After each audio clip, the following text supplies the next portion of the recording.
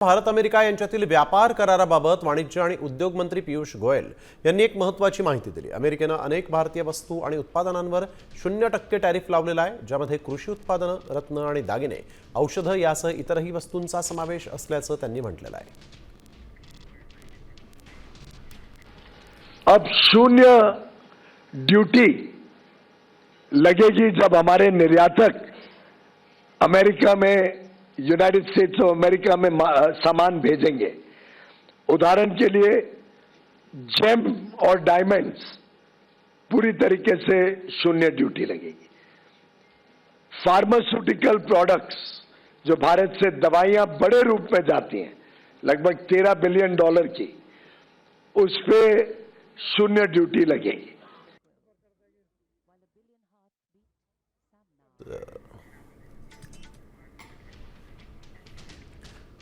रत्न आणि हिरे यांच्यावर 100% टॅरिफ असेल। औषधी उत्पादनांवर माफ करा 0% टॅरिफ असेल, तर विमानाचे सुटे भाग त्यावर देखील 0%, ऑटो पार्ट्सवर देखील टॅरिफ नसणार आहे।